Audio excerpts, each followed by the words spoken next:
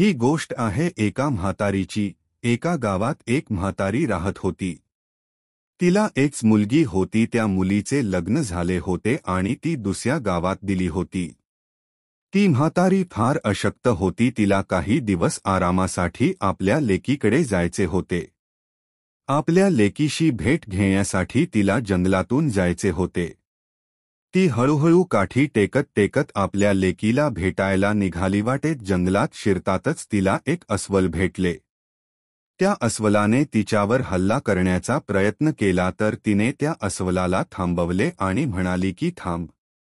बघ माझ्याकडे, मी तर आत्ता फार अशक्त आहे आणि आत्ता आपल्या लेकीकडे जात आहे.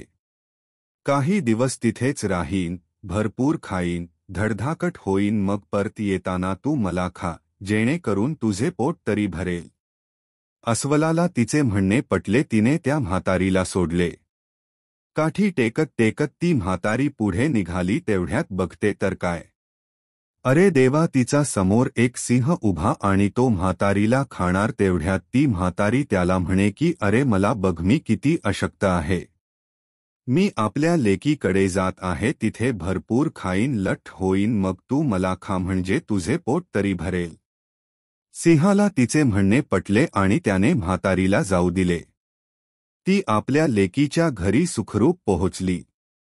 तिच्या लेकीने तिच्यासाठी चांगले चांगले पक्वान्न तयार करून ठेवले होते. तिला खूप भूक लागली होती. तिने जेवण केले आणि काही महिने तिथेच राहिली. नंतर तिला तिच्या घराला यायचे होते, पण येणार कसे? वाटेत तर सिंह आणि अस्वल वाट बघत असणार, असा विचार करून तिला एक युक्ती सुचली. तिने आपल्या लेकीच्या शेतातून एक मोठा भोपळा मागवला आणि त्या भोपळ्यात हात आणि पाय जाण्या एवढी जागा केली आणि त्या भोपळ्यात बसून जंगलाच्या वाटेला निघाली. भोपळ्यात बसलेली असल्यामुळे सिंह आणि अस्वल तिला ओळखू शकले नाही. अशा प्रकारे ती आपल्या घरी सुखरूप आली.